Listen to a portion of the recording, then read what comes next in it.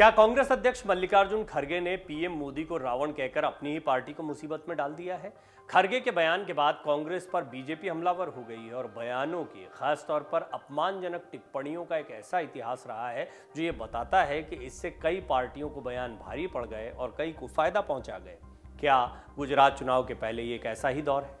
कांग्रेस नेताओं द्वारा प्रधानमंत्री नरेंद्र मोदी को अपशब्दों के प्रयोग का सिलसिला थमा नहीं। इस बीच गुजरात विधानसभा चुनाव में प्रचार के दौरान कांग्रेस अध्यक्ष मल्लिकार्जुन खड़गे द्वारा प्रधानमंत्री मोदी की तुलना रावण से किए जाने के बाद विवाद खड़ा हो गया। भाजपा खड़गे और पूरी कांग्रेस पर हमलावर है। भाजपा ने आरोप लगाया कि इससे हर गुजराती का अपमान हुआ है। उसने लोगों से अपने वोटों के जरिए विपक्षी पार्टी को सबक सिखाने का आग्रह किया है। गुजरात चुनाव हो या कोई और, कांग्रेस का कोई ना कोई नेता भारतीय जनता पार्टी या प्रधानमंत्री नरेंद्र मोदी को कोई ना कोई मुद्दा दे ही देता है, जिस कारण कांग्रेस को आलोचनाओं का सामना करना पड़ जाता है। आइए सबसे पहले आपको बताते हैं कि खड़गे ने बयान क्या दिया था पीएम मोदी के बारे में। दरअसल 28 नवंबर को गुजरात में एक जनसभा को संबोधित करते वक्त खड़गे ने पीएम मोदी पर कटाक्ष किया। उन्होंने कहा, प्रधानमंत्री अपना चेहरा दिखाकर लोगों से मतदान करने के लिए कह रहे हैं, चाहे वो नगरपालिका चुनाव हो या विधानसभा या संसद। खड़गे ने पीएम पर निशाना साधते हुए पूछा, क्या आप रावण की तरह 100 सिर वाले हैं? खड़गे के बयान पर बीजेपी ने पलटवार किया। भाजपा ने प्रधानमंत्री मोदी के खिलाफ मल्लिकार्जुन खड़गे के अपमानजनक टिप्पणी पर तीखी प्रतिक्रिया व्यक्त की। भारतीय जनता पार्टी के प्रवक्ता संबित पात्रा ने खड़गे के बयान पर पलटवार करते हुए कहा कि यह गुजरात की जनता का अपमान है। उन्होंने लोगों से बदला लेने के लिए माटी के लाल के लिए 100% मतदान करने का आग्रह किया। पात्रा ने आरोप लगाया कि खड़गे कांग्रेस की पूर्व अध्यक्ष सोनिया गांधी और राहुल गांधी के विचार रख रहे हैं। उन्होंने कहा कि मोदी पर निजी हमले 2007 के गुजरात विधानसभा चुनाव के दौरान सोनिया गांधी के मौत का सौदागर वाले बयान से शुरू हुए थे। भाजपा प्रवक्ता ने आगे कहा कि कांग्रेस ने प्रधानमंत्री के पद को बदनाम किया है। मोदी को अब दुनिया भर के देशों द्वारा वैश्विक नेता के रूप में माना जाता है। पात्रा ने कहा कि कांग्रेस नेता मधुसूदन मिस्त्री ने हाल ही में कहा था कि मोदी को उनकी औकात दिखाई जाएगी। फडणवीस ने कहा, पीएम मोदी को मसीहा मानते हैं इस देश के लोग। खड़गे की टिप्पणी पर प्रतिक्रिया देते हुए भारतीय जनता पार्टी के दिग्गज नेता और महाराष्ट्र के उप मुख्यमंत्री देवेंद्र फडणवीस ने कहा कि किसी के कहने मात्र से कोई रावण नहीं बन जाता। इस देश के लोग पीएम मोदी को मसीहा मानते हैं। जब भी उन्होंने पीएम मोदी के लिए अपशब्द कहे हैं, उन्हें चुनाव में जमानत खोनी पड़ी है। वो जितना अपशब्द कहेंगे उतना ही नीचे गिरेंगे। विजय रूपाणी ने कहा, बयान से कांग्रेस के नतीजे में सेंध लगेगी और भाजपा को फायदा होगा। गुजरात के पूर्व मुख्यमंत्री विजय रूपाणी ने कहा है कि अपमानजनक टिप्पणी से विधानसभा चुनाव में कांग्रेस के नतीजों में सेंध लगेगी। रूपाणी ने कहा कि पीएम मोदी की रावण के साथ तुलना गुजरातियों का अपमान है और गुजरात के लोग इसे बर्दाश्त नहीं करेंगे। इस टिप्पणी से पार्टी के नतीजे में सेंध लगेगी और भाजपा को लाभ होगा। उन्होंने कहा कि मैं मानता हूं कि हर बार कांग्रेस ऐसे बयान देकर अपने लिए ऐसा दलदल बनाती है जिसमें खुद ही डूब जाती है, इसलिए पार्टी धीरे धीरे मर रही है। 2017 के विधानसभा चुनाव पर एक सवाल के जवाब में रूपाणी ने कहा कि मैं स्पष्ट रूप से मानता हूं कि पिछला चुनाव भाजपा के लिए बहुत चुनौतीपूर्ण था, लेकिन इस बार चुनावी माहौल पार्टी के पक्ष में है और गुजरात के लोगों को पीएम मोदी पर पूरा भरोसा है और भाजपा एक बार फिर गुजरात में सत्ता में आएगी, क्योंकि गुजरातियों ने भाजपा को वोट देने का संकल्प लिया है। खड़गे रावण विवाद के बाद रेणुका चौधरी बोली कि पीएम मोदी ने मेरी तुलना शूर्पणखा से की थी। पूर्व केंद्रीय मंत्री और सांसद रेणुका चौधरी ने कहा है कि प्रधानमंत्री मोदी ने एक बार उनकी तुलना शूर्पणखा से की थी, तब मीडिया कहां थी? रेणुका चौधरी के इस ट्वीट के बाद 2018 में पीएम मोदी के बयान का एक वीडियो क्लिप वायरल हो रहा है। रेणुका चौधरी के ट्वीट के बाद कई सोशल मीडिया यूजर्स उनके पक्ष और विपक्ष दोनों में उतर आए हैं। कई यूजर्स ने कांग्रेस नेता से प्रधानमंत्री के शूर्पणखा वाले बयान की वीडियो मांगी, तो कई ने यह वीडियो पोस्ट कर रेणुका चौधरी को ही घेरने की कोशिश की।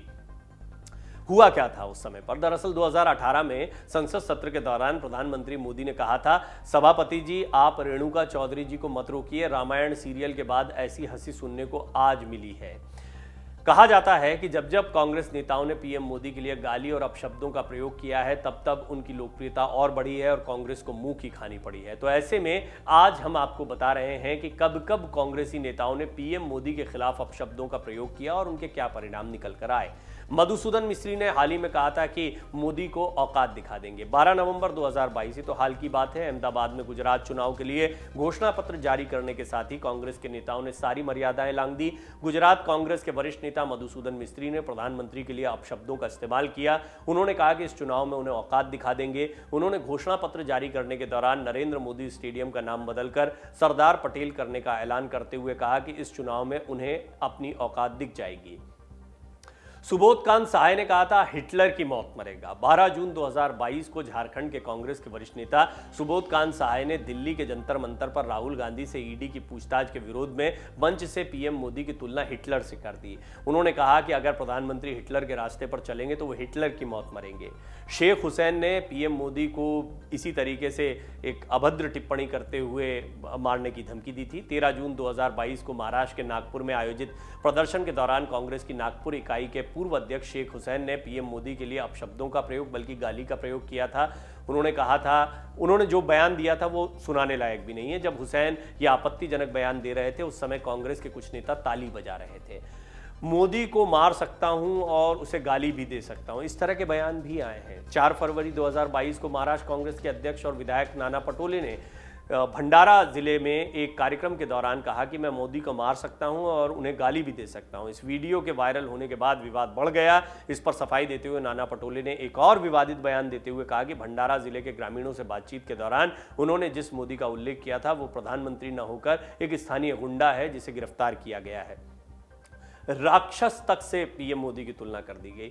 14 दिसंबर 2021 को मध्य प्रदेश के कांग्रेस नेता का एक विवादित बयान सामने आया। एमपी के पूर्व मंत्री उमंग सिंघार ने पीएम नरेंद्र मोदी की तुलना राक्षस से की। उमंग सिंघार ने अपनी ट्विटर पर प्रधानमंत्री मोदी के काशी दौरे का फोटो शेयर करते हुए लिखा कि सनातन धर्म के पुराणों में जितने भी विनाशकारी राक्षसों का वर्णन है वो सभी भगवान शिव को ही प्रसन्न करने में लगे रहते थे।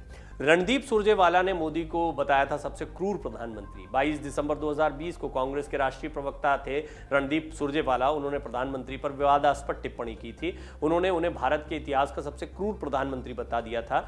सुरजेवाला ने ट्वीट कर कहा कि सूट बूट वाले फकीर की आंखें कब खुलेंगी। मोदी जी, आप इतिहास के सबसे क्रूर प्रधानमंत्री साबित हुए हैं। आपकी सरकार के हाथ अन्नदाताओं के खून से सने हैं। जरा सी भी नैतिकता बची है तो तीनों काले कानून वापस लीजिए। कृषि कानूनों के दौरान की बात है।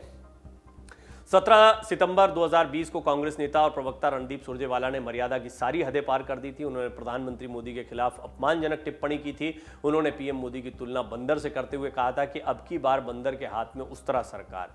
तो इस तरह के कई बयान आ चुके हैं। पहले भी गौरव वल्लभ ने भी रंगा बिल्ला से तुलना की थी। 18 जुलाई 2020 को कांग्रेस के राष्ट्रीय प्रवक्ता गौरव वल्लभ ने एक टीवी डिबेट के दौरान भाषा की सारी मर्यादाएं तोड़ दी।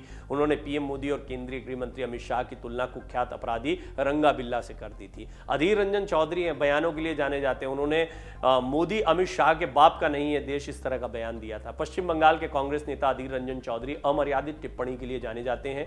16 जनवरी 2020 को अधीर रंजन चौधरी ने पश्चिम बंगाल के बशीरहाट में एक जनसभा को संबोधित करते हुए कहा, मुझे पाकिस्तानी कहकर बुलाया जाता है। आज मैं कहना चाहता हूं कि हाँ, मैं पाकिस्तानी हूं। आप जो करना चाहते हैं वो कर सकते हैं। ये देश नरेंद्र मोदी अमित शाह के बाप का नहीं है। पीएम मोदी को नीच तक कहा गया, अय्यर ने कहा था, और कई ऐसे गंभीर बयान दिए गए हैं। 14 जनवरी 2022 को दिल्ली के शाहीन बाग में सीए आंदोलन कर रहे लोगों के समर्थन में पहुंचे विवादास्पद नेता मणिशंकर अय्यर ने कहा था कि जो भी कुर्बानी देनी है उसके लिए मैं तैयार हूं। अब देखो कि किसका हाथ मजबूत है, हमारा या वो कातिल का। कमलनाथ ने पीएम के पिता दादा को लेकर अमर्यादित टिप्पणी की थी।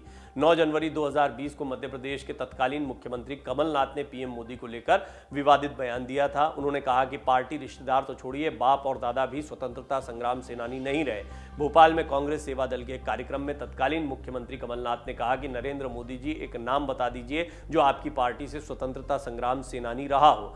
दिग्विजय सिंह ने पीएम मोदी की तुलना जनरल डायर से कर दी थी। 18 दिसंबर 2019 को कांग्रेस नेता और मध्य प्रदेश के पूर्व मुख्यमंत्री दिग्विजय सिंह ने पीएम नरेंद्र मोदी की तुलना जनरल डायर से की। प्रधानमंत्री मोदी का अपमान करते हुए उन्होंने कहा कि देश के मुसलमानों को नरेंद्र मोदी पर भरोसा नहीं है। ये लोग अंग्रेजों की फूट डालो राज करो की नीति पर देश पर राज करना चाहते हैं। मणिशंकर अय्यर का एक और बयान था नीच आदमी वाला, वो भी आपको याद होगा, काफी विवादित ये बयान रहा था। 7 दिसंबर 2017 को केंद्रीय मंत्री और कांग्रेस के वरिष्ठ नेता मणिशंकर अय्यर ने प्रधानमंत्री मोदी पर बयान देते हुए कहा कि मुझको लगता है कि आदमी बहुत नीच किस्म का है, इसमें कोई सभ्यता नहीं है और ऐसे मौके पर इस किस्म की गंदी राजनीति की क्या आवश्यकता है। हालांकि इस बयान के लिए बाद में अय्यर ने माफी मांग ली थी। इससे पहले मणिशंकर अय्यर ने 3 मार्च 2013 को नरेंद्र मोदी को सांप, बिच्छू और गंदा आदमी तक कहा था।